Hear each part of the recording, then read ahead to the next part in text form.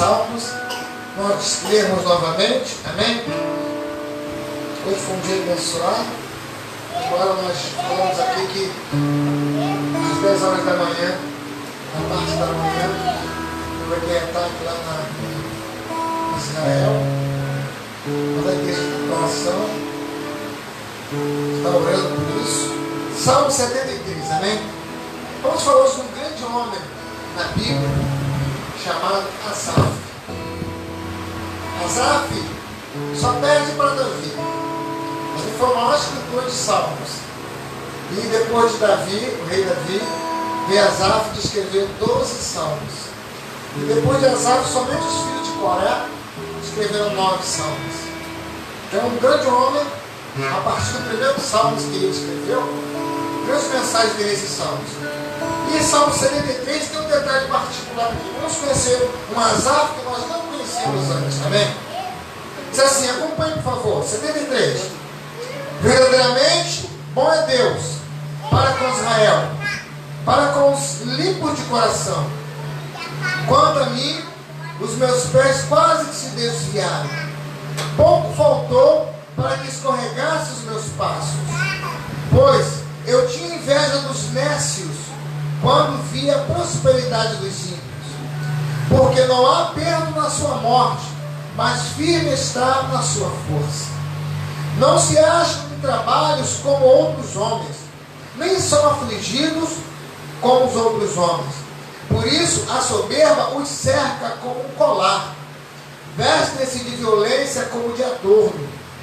Os olhos deles estão inchados de gordura, eles têm mais do que o coração podia desejar. São corrompidos e tratam maliciosamente de opressão, falam arrogantemente, põem suas bocas contra os céus e as suas línguas andam pela terra. Por isso o povo dele volta aqui, e as águas de copos cheios se lhe espremem. E eles dizem, como sabe Deus? Há conhecimento no Altíssimo? Eis que esses são ímpios e prosperam no mundo, aumentam em riquezas. Na verdade, em vão tenho purificado meu coração e lavei as minhas mãos na inocência, pois todo dia tenho sido afligido e castigado cada manhã. Se eu dissesse, falarei assim, eis que ofenderia a geração dos filhos. Quando pensava em entender isso, foi para mim muito doloroso. Senhor Deus, meu Pai, toma nossa vida nas suas mãos. Fala conosco através da tua palavra nessa noite, com toda misericórdia e graça, em nome de Jesus. Poderia sentar, irmão? Senta aí, por favor. Vamos estar falando hoje sobre Asaf, irmão. Como eu disse, foi um homem que teve grande influência aqui na palavra, tendo em vista que um dos 12 dos 150 salmos foram escritos por ele. Ele só perdeu para Davi, que foi o maior escritor de salmos. E depois dele só os filhos de Corá. Corá morreu, mas seus filhos escreveram salmos que marcaram a história. Agora, quero falar de um Asaf que você nunca viu ou nunca ouviu falar. Porque nós lemos o Salmo 73 e temos a tendência de falar, sabe quando que desviou da casa do Senhor, mas não entramos nos pormenores. Então hoje quero falar de um Asaf que você nunca ouviu falar. Então o título de hoje é, quem nunca pensou em parar um dia? Eu tenho convicção que no meio dos irmãos aqui, eu mesmo, alguém pensou em parar. Porque as lutas são muito grandes e o povo de Deus passa por muitos apertos. É interessante que muitas vezes você sai de uma vitória e começa a comemorar aquela vitória e após aquela vitória vem logo o ataque. Por quê?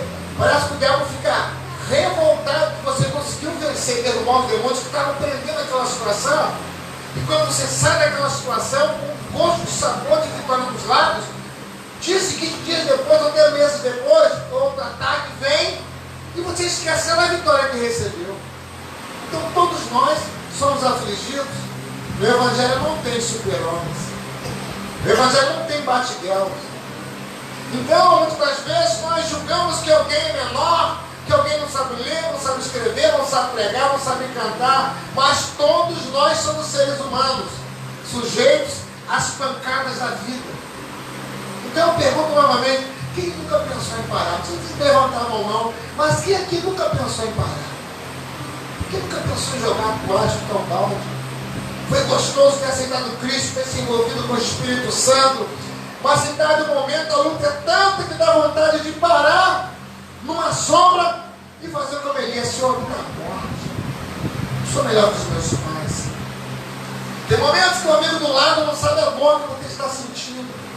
E às vezes nós estamos rindo, cantando, alegrando alguém com o coração sangrando. Então hoje eu quero falar de um Asaf assim. Porque certa feita, numa cidade tinha um grande circo. E naquele circo tinha um palhaço que era muito famoso, que todo mundo, ninguém entrava naquele circo e ficava sem rir. Até pessoas loucuradas quando entravam naquele circo.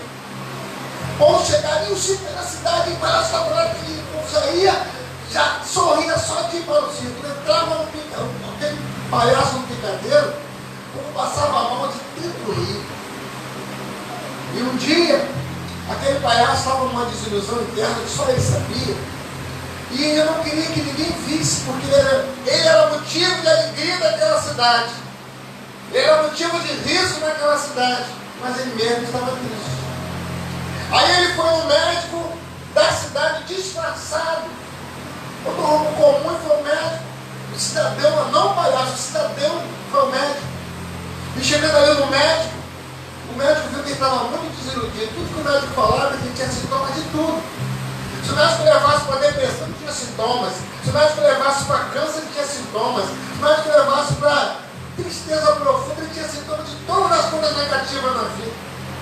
E o médico viu que era patológico, não era uma doença crônica, mas era a mente dele que estava doente. E o médico falou assim: amigo, eu já fiz vários exames aqui, a bateria que fizemos não acusa nada. Dizia: doutor, estou mal. E eu queria ajudar aquele homem, mas não conseguia ajudar. Aí falou: amigo, fala o seguinte, já que eu não posso te medicar, porque não aponta nenhuma enfermidade, não posso te orientar um remédio. Fala o seguinte, eu vou te dar um conselho. Tem um circo aqui na cidade. E todas as pessoas falam muito bem desse circo.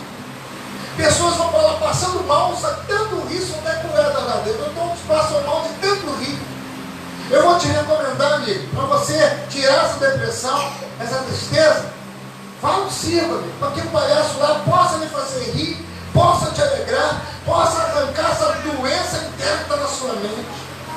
Ele falou: doutor, não tem jeito. Mas por que não tem? Todo mundo vai lá e sai lá rindo.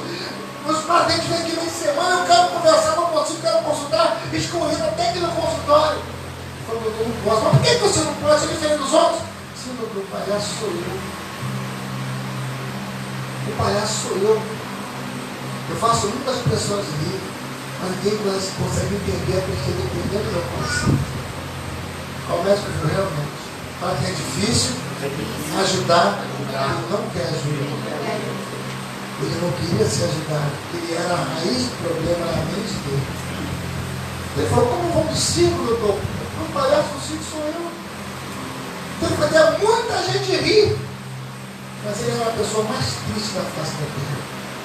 Então assim é que nós vamos começar a falar de Asaf. É dessa forma. Eu lembro que anos atrás, havia me convertido em 85, em 88 estávamos alegres, ali éramos obreiros na casa do Senhor, meus filhos, a Eva está novinha, o bebezinho tinha acabado de começar a andar, junto não era nascido ainda. Aí, a gente muito alegre com o Senhor, muito alegre. Foi um ano ali de novidade, as drogas saíram, bebidas saíram, aqueles vícios todos da minha vida saíram. E Deus começou a nos dar uma direção do que fazer, como fazer. E ali estava muito alegre com o Senhor. Mas de repente, no meio da caminhada, aquele ano ali de 86, algo bateu no fundo do meu coração, uma tristeza muito grande, eu não sabia explicar o porquê.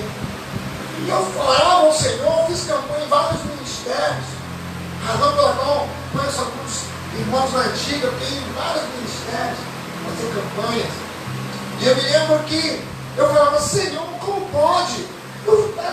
Eu só estava de paraquedas bêbado, só tirou a bebida em 30 dias. Eu me drogava, não consigo me drogar mais. Senhor, a orgia me dominava, o pagode me dominava, e hoje eu não consigo fazer mais isso. O Senhor tirou. Porque o Senhor não pode também tirar essa angústia do meu coração.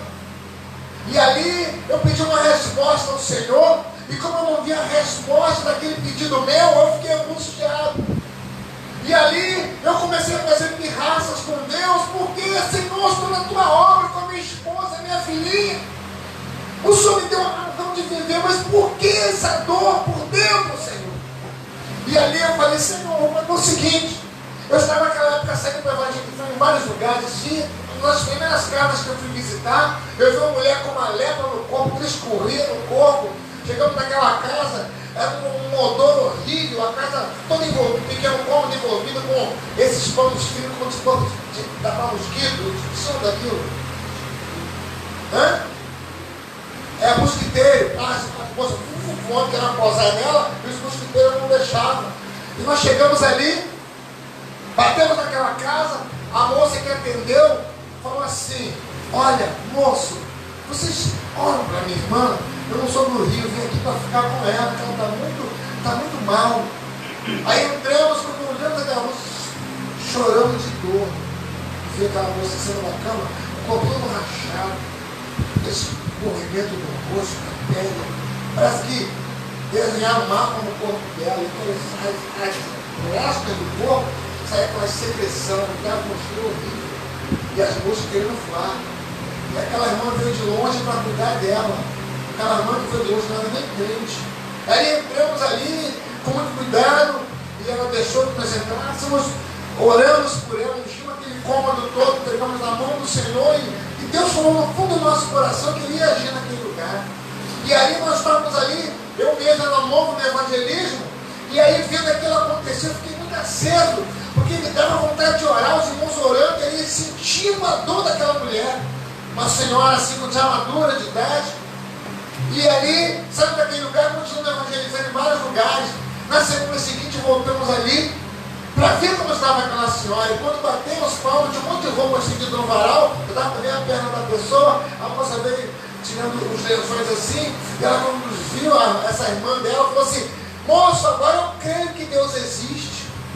Eu falei, por que, minha senhora? Agora eu creio. E quando entramos naquele quarto, ela estava sequinha. Uma semana, Deus fez parece que trocou a pele do corpo dela todinha. E aquilo ali, que alegria, nós fomos renovados e abençoados por aquele milagre. Então, eram muitos motivos para estarmos alegres, mas o Senhor estava dentro da minha alma. E ali eu falei, Senhor, eu vou fazer evangelismo uma semana aqui nesse lugar. Vou soltar em Juscelino e vou até a Praça do Farrur andando. Está mais ou menos 1h20, 1h30. E o que vai acontecer? Se o Senhor não fizer o que eu pedi, o Senhor, nunca mais eu faço nada com o Senhor. E ali eu comecei com um milheiro de folhetos, colei no monte, todo dia saltava em Juscelino e ia a pé até o Farrur. Mais 1h30, Jesus te ama, Deus te ama. Evangelho da pirraça, Jesus te ama, Jesus te ama. Quando acabou aquele folheto, aqueles 1000 folhetos, na sexta-feira, eu estava no quartel, meio expediente, eu falei, Senhor, a partir de hoje, eu não faço mais nada do Senhor. O Senhor não fez o que eu pedi. E fui para o ponto do olho muito triste, meio expediente, eu vinha para casa, morava lá na Baixada, estou no ponto do São João, em frente à antiga Fermacor, não sei se tem esse prédio lá, 1h da tarde, convocado com Deus.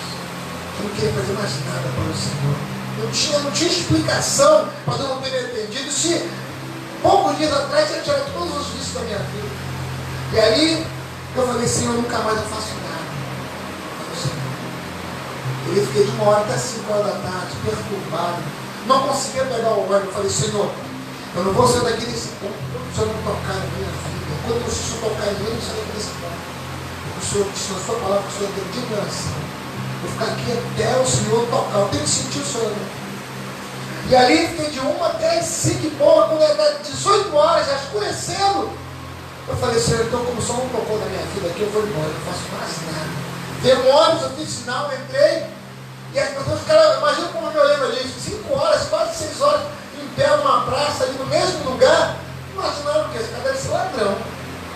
Eu não sou um ladrão esse cara. E ali, o ônibus veio, eu entrei, tinha aquele bancão de trás, estava lotado, tinha a roleta, já estava por trás. Quando eu passei, tinha um lugar no canto, depois da roleta, e um rapaz na beirada. Aí eu pedi licença, ele encostou no canto e eu sentei na beirada. E aí ele com a camisa branca encardiga. Ele falou, olhou para minha cara, chegou de pidão. Quando ele olhou para mim, eu senti o Espírito Santo falando para mim assim, não foi ele que disse para ele. Na hora eu falei assim, não foi, o senhor fez o que eu pedi. Não foi, o senhor não fez o que eu pedi. E aqui, fechei os olhos e fingi que estava dormindo. Andei 200 metros, em frente ao prédio da Oi, que tinha também na época ali, entrou um rapaz sem camisa, automou o pastor José Daniel assim, cabelão, barbudo também, só de bermuda e sem camisa, todo suado. Ele entrou pela porta de trás, aí eu dei uma arrancada e ele caiu. Quando ele caiu para trás, a pessoa meteu o pé nele assim e foi na roleta.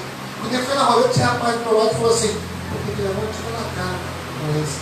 Quando ele falou aquilo, eu acordei daquele sono maligno letárgico que eu estava sentindo, esqueci que eu estava da pirracinha com Deus, e Deus me levou a falar assim, que isso, mano? Ele é digno de pena, misericórdia como a gente aqui. Aí o cara ficou me olhando assim, eu não estava calado. Aí eu falei, você sabe o que eu sou? Ele falou, não. Eu falei, posso contar minha vida para ele?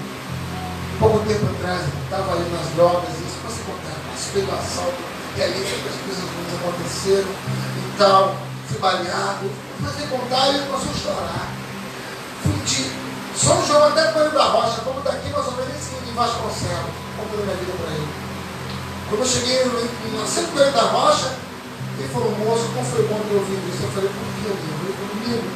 Eu estava no presídio e ali fiz tantas boas coisas que ele fez e eu fui liberto hoje. E eu estou aqui porque um tempo atrás o pastor foi na minha igreja, lá no presídio, pegou a palavra, pediu algo, levantei minha mão para Jesus e começou a mudar.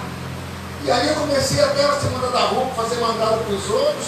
E eu estava aqui, que o delegado falou, sai, vou te botar em liberdade provisória.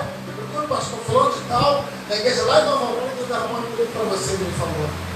E eu estava aqui querendo saber quem é esse pastor. Quando eu chego lá, e quando eu saí do presídio, o carro com vários amigos meus do passado, me pegando com armamento para fazer tudo que eu sei fazer, eu estava perturbado, porque eu não sei como encontrar esse pastor. E me chamaram para fazer, eu não sei fazer. E eu estou perturbado desse homem que sabia o que fazer. Quando o senhor entra e conta essa história, eu acabou de falar para vocês chorar. Eu estava reclamando com Deus, reclamando da vida, e Deus me colocou do lado de alguém que está muito pior que eu. Fala assim, sempre há alguém pior, alguém pior. E ali, irmãos, eu fiquei arrependido. Não sei se pedia perdão, se você pedia perdão a ele, chorei de vergonha. Aí eu falei, não, eu conheço essa igreja, eu conheço o pastor, amigo meu, dirigido. Indiquei onde era a igreja, indiquei o pastor, ele foi, saí do ano com a vergonha de Deus, irmão. Com a vergonha. Falei, Senhor, tem misericórdia, me perdoa, me perdoa, me perdoa, me perdoa. E aí, na quarta-feira, passou uns 3, 4 dias, quarta-feira, para ver o expediente também, chegou na Pavona, aí estou caminhando em direção ao ponto de São João, aí vi aquele escurinho com a mochila nas costas, toda assim, e parece aquele moço, aí deu uma corridinha, bati nas costas dele, meu irmão, obrigado, meu irmão, obrigado, foi Deus colocou você no meu caminho, meu irmão. Aquele dia eu encontrei o pastor, me arrumou emprego, eu estou trabalhando aqui, meu Deus, muito obrigado. Eu falei, meu Deus, tem misericórdia de mim. Você começa a reclamar da vida, Deus coloca alguém pior no seu caminho que devia ser só contigo. Está reclamando de quê? Para quem precisa de ouvir você falar que eu amo ele, você está chorando da vida porque é assim que está avançando a vida. Então quem nunca pensou em desistir? Quem vai para as suas dores não pensa em parar? Mas como eu falei, depois de uma vitória, já passa para umas setas, muito planejante, lembra? Tu venceu, né? Tu conquistou. Aí dá uma flechada com ódio da gente, que até esquece do milagre, do que aconteceu, por quê? Porque a dor depois da vitória às vezes é maior do que a dor antiga. que está no patamar, um novo inimigo agora é diferenciado, que faz toda a terra da promessa, vem com os grandes. Então, quando você recebeu um milagre, irmão, jejum, continue orando, porque o inimigo não para de atacar. Agora vai uma proporção maior, que você atingiu o que ele tentou emperrar no passado. Então, Asaf, a história conta que Asaf era uma criança, um adolescente.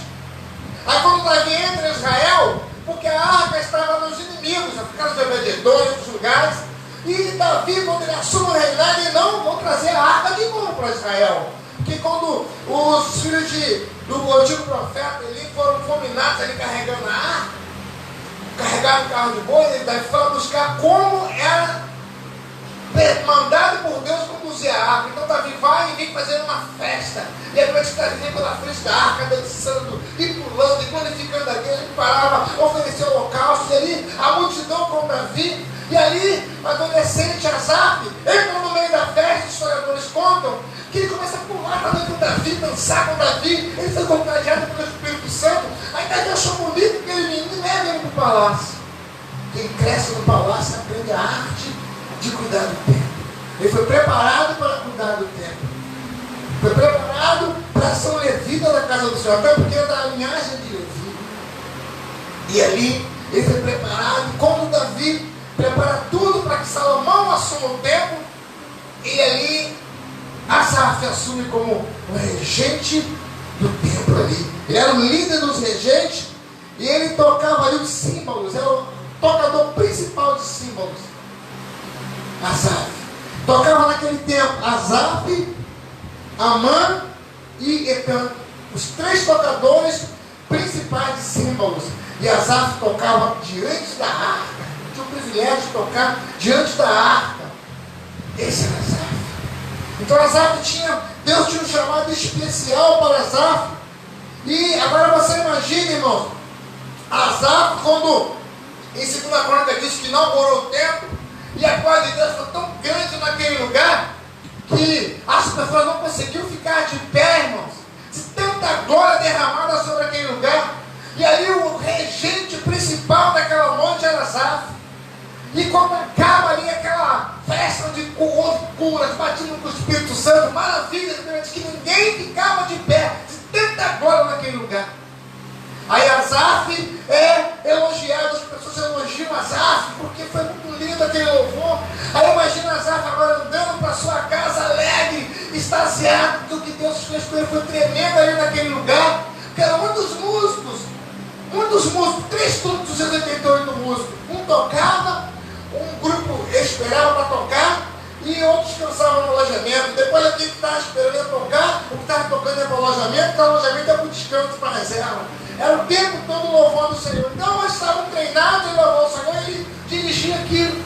E agora vai Asaf para casa, e Asaf agora assume o reinado. Aí já quase aos 70 anos de idade, ele assume o reinado, com Salomão, que passa a reinar e que constrói o templo depois da morte de Davi. Aí agora ele está servindo a Salomão, filho de Davi. Então inaugura o templo. E eu imagino agora Asaf atravessando para ir para a sua casa, que ele morava lá na casa dos levitas. Os levitas naquela época não tinham sustento, eram proibidos de fazer qualquer coisa, só trabalhar no templo. Até a comida que dava ao povo. Levita não podia fazer nada. Deus não permitiu o levita trabalhar. Tudo vinha na mão do levita.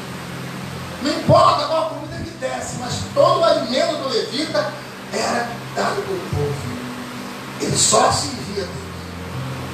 E ali, imagine Asaf atravessando o centro da cidade e vendo o povo alegre. E Salomão vivia uma vida suntuosa, porque ele inclusive até apertou mais os impostos para viver uma vida regalada. Ele cobrava impostos. Então tinha Salomão e tinha as autoridades que trabalhavam com Salomão. Então imagina o Salomão ali, Asaf caminhando para a casa dele, lá do outro lado da cidade, uma casa dos levitas. E aí ele passa pela cidade e vê fogos, o povo alegre, e vê ali aqueles ricos com aqueles carros puxados por cavalos. Ele olha para a casa do rei Salomão, e muitas festas, muitos fogos, porque foi glorioso, como a Bíblia diz, a festa ali vendo tudo aquilo acontecer e caminhando para casa. Só que tem um detalhe, ele vai a pé para casa, porque o levita não podia ter cavalo, não podia ter nada. Ele só tinha a função de levita. E vai Asaf andando para casa e passa pelos ricos, passa pela casa daqueles milionários da época, olha para o palácio do rei, olha para o templo e vai caminhando. E a Bíblia diz que ele tinha 3 filhos, homens e uma filha mulher. Era o primeiro Jacuro, José, Netanias e a filha era Azarela. 3 homens e uma mulher. E um dos seus filhos era enfermo. E a sua mulher, com 70 e poucos anos, também era enferma. Agora você imagina Asaf caminhando para casa, com aquela roupa de festa de levitas, roupas que vinham dos antepassados, com levita, passava para outra geração, depois passava para outra geração, e chegou até a geração de Asaf. As roupas eram lindas, mas eram velhas. Era um sapato novo, não, era roupa de levita. Aí vai ele passando pela cidade, vendo os ricos, vendo aquelas alegrias todas, e ele indo para sua casa. Sabe, um festão, uma festa maravilhosa, e vai para sua casa. Um dos seus filhos enfermo, a sua esposa enferma, ele atravessa a cidade e chega até a sua casa. A casa não era a mais linda da cidade, era uma casa simples, era a casa de Levi. Ele entra em casa, e agora ele encontra ali um dos filhos enfermo e a esposa enferma. Aí ele começa a contar como foi a festa, que o povo não aguentava ficar de pé, que era uma alegria tremenda e tal. E a mulher enferma sobre a cama. Aí aos 70 e poucos anos, vai dizer, o que me adiantou eu servir a Deus? O que me adiantou fugir do pecado? O que adiantou santificar a minha vida? Então, no Salmo 73, Asaf, ele passa por tudo isso e começa agora a se voltar contra tudo que Deus falou para ele. Por quê? Ele começou a olhar para a riqueza dos ricos. Ele começou a olhar para aquelas casas da cidade. Ele andando a pé para a sua casa e passando por um montão de casas com fogos e festanças. E os carros puxando a cavalo e encostando, como se fosse carro do mar, para a luz encostando, e os ricos descendo. E os filhos dos ricos bem vestidos. E ele com a sua família tratamento de levita. É hora que o diabo começa a falar no ouvido da gente, no coração, de que adianta você servir a Deus? Olha o carro do teu vizinho, olha a casa do teu vizinho, rapaz. Olha o estudo dele nas escolas particulares, nas faculdades da vida. E você aí, dando uma de crente, aleluia, glória a Deus, Pai do Senhor. Sai dessa, se cafonice. E o diabo bate pesado, irmãos. E nessa hora, Asaf estava ali, esquecendo de tudo que ele foi criado, tudo dentro do palácio, preparado para aquele momento. Mas a vida de levita é dura. Ah, mas eu vou ser crente porque eu vou servir o Senhor, vai ser azul, tudo vai ser cor de rosa. A esposa dele era enferma, a filha era enferma. E ele que regia um coral, dirigente de vários cantores na casa do Senhor. Ali estava como esse palhaço. Ele alegrava, louvava, mas em casa tinha um problema. Tinha uma dificuldade na casa de Asaf. Aí quando você lê o Salmo 73, você vê ele dizendo, quase resvalaram os meus pés. Por quê? Ele caiu na besteira de olhar para a prosperidade dos ricos. Quantos homens de Deus, irmãos, acontecem isso. Vemos Elias. Elias teve, numa noite, não tinha ali, matou 460 profetas de Baal e 400 de Azara. Ali ele acabou com aqueles idólatras do Deus Baal, que dizia que era o Deus da fertilidade, da prosperidade. E ali foi tremendo aquele povo de uma só voz cantando, só o Senhor é Deus, só o Senhor é Deus. Mas no dia seguinte, chegou a ameaça da rainha Isabel. Vou arrancar a tua cabeça. E aquele homem que estava no dia anterior, não Deus junto com o povo, ele estava agora dentro de uma caverna pedindo a morte. Como eu falei, o diabo deixa eu e você Ele tenta resistir. Aí você continua buscando, clamando, aí recebe a bênção, recebe o milagre. Aí ele fica revoltado e vem com armas pesadas. Aí você vai entender o que o apóstolo Paulo diz, que devemos estar pronto para o dia mau. Efésios capítulo 6 diz isso, versículo 13. Devemos estar prontos para o dia mau. Que nós começamos a caminhar, a glorificar a Deus quando os chamados são enterrados, irmãos. Porque como Asaf, nós passamos a olhar para a prosperidade que não tem nenhum temor de Deus. Quantas vezes você quer rir, você quer se alegrar, mas o diabo vem e bota na sua face as contas apagadas no ser humano. Esfrega na sua face a luz que vai ser cortada. Esfrega na sua face o processo que não anda na justiça. E alguém vem te dar uma voz que tem grande perda financeira. Aí o diabo pergunta assim: ei, cadê o teu Deus? Cadê o teu Deus? É assim que as aves estava. Tem um grande pastor, um grande homem de Deus, que é até político, e ele conta uma história tremenda. Tinha um amigo deles, era uma criança, ainda eles servindo ao Senhor. E ali, a mãe daquele colega dele era uma missionária. Muito usada por Deus. Muito usada mesmo. De repente, aquela irmã cai com câncer. E vai para o hospital. E a criança vendo aquilo nas mãos de oração, nas mãos do Senhor, e vai acontecer então, e a irmã só chorando. E ele não conseguia entender. Aí ele vai com o filho dela no hospital visitá-lo. E ela fazia aquela cara feia assim, de muita dor, a dela todinha por dentro. Aí entra aquelas interrogações na cabeça. Na hora que Asaf quer largar o ofício, é essa. Aí ele vai e começa a conversar com a irmã para tentar consolar a irmã. A irmã começava a fazer aquelas caras feias assim, que a hora que a dor, um câncer vinha dentro dela. Ele tentou consolar a irmã e a missionária falou assim: meu filho, você é jovem, você tem grande vontade de servir o Senhor, não tem? Se prepara para se passar por Deus. Se prepara para os momentos tristes.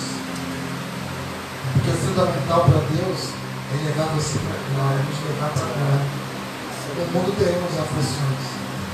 E ela falando baixinho, ele olhava assim.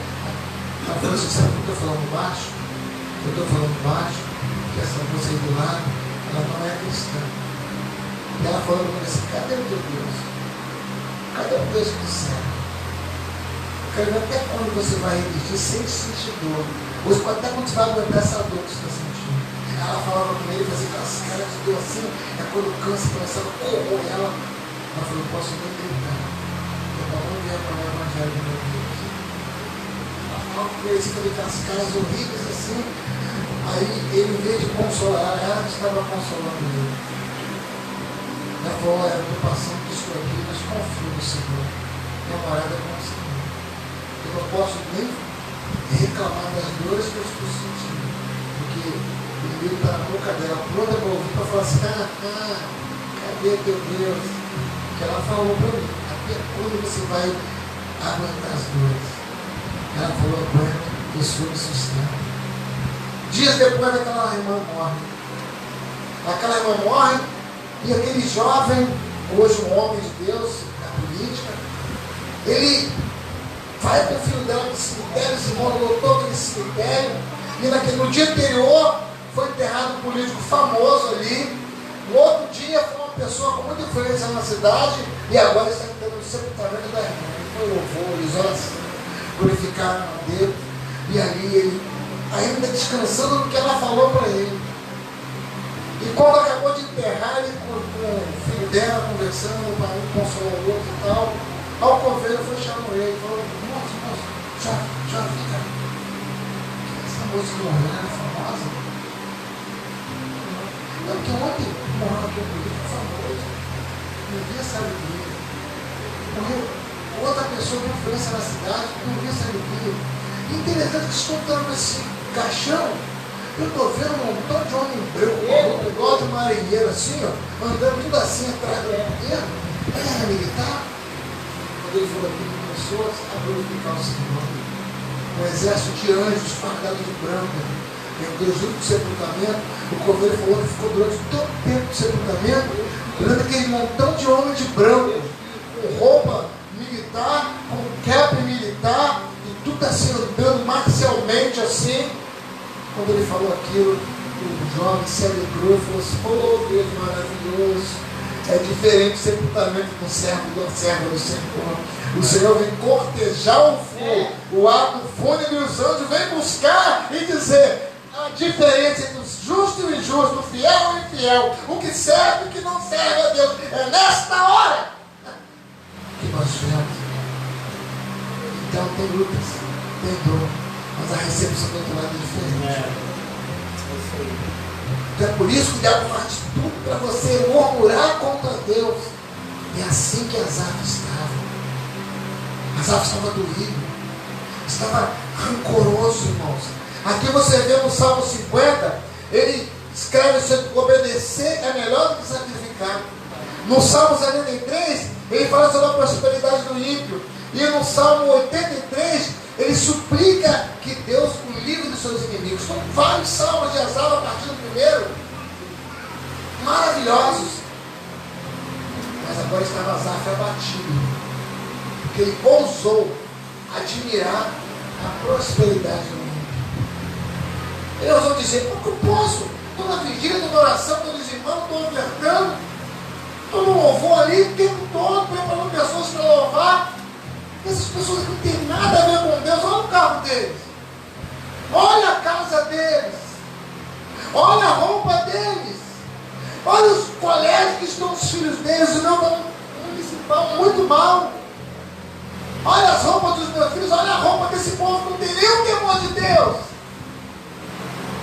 Então ele diz: o que adiantou eu ter identificado a minha vida? O que adiantou eu fugir do pecado? Ele diz isso aqui no Salmo 73. Ele diz assim, no versículo 11: e eles dizem: como sabe Deus? Há conhecimento no Altíssimo? Eis que esses são ímpios e prosperam no mundo e aumentam em riquezas.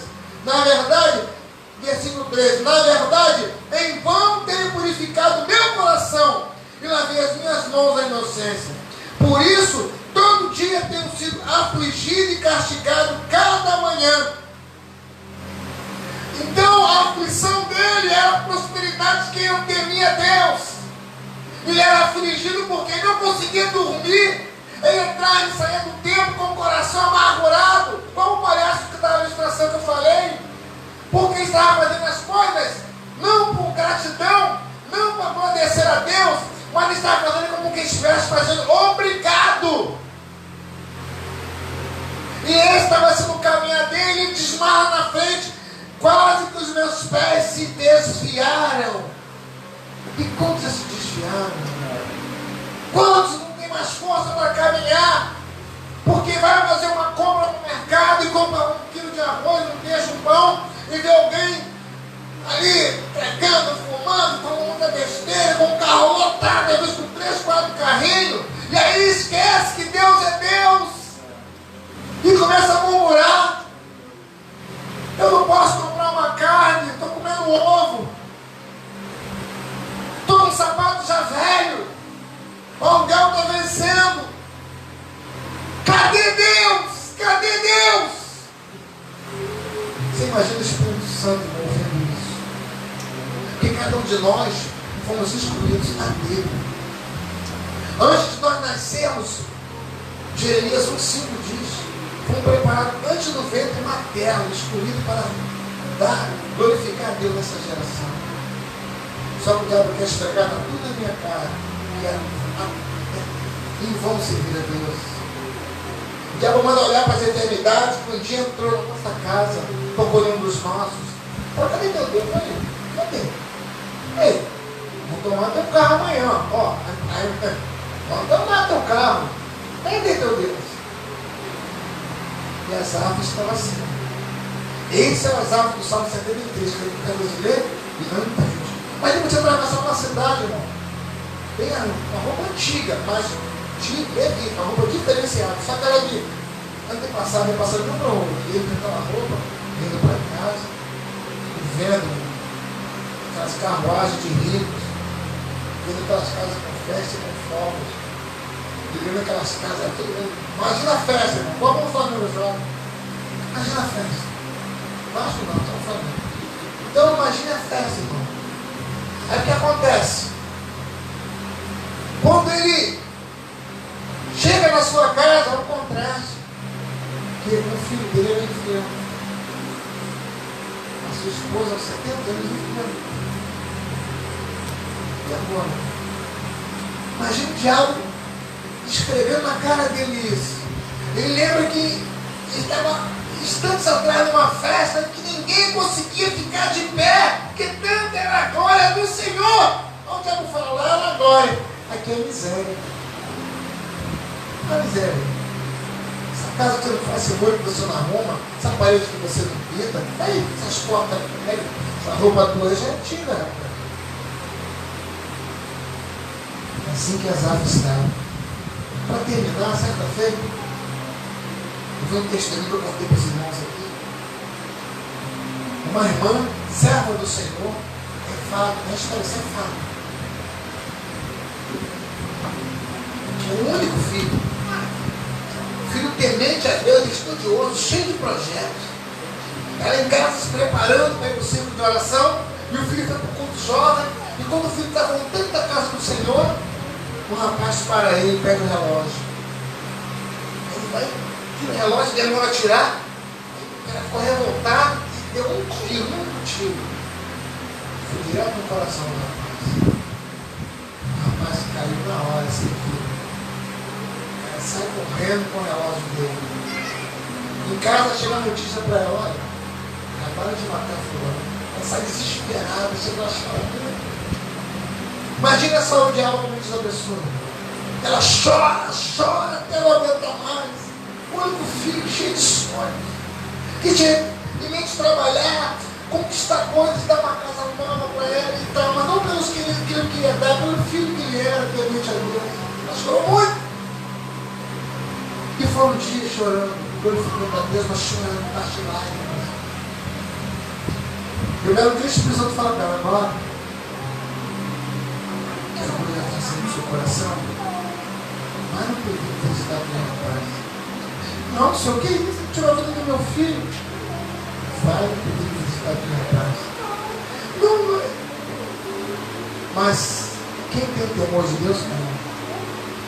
É diferente quem tem temor de Deus, quem tem medo de Deus. Quem tem temor de Deus, ele nega-se a si mesmo, toma cada dia a cruz e serve o Senhor. Mas quem tem medo, não.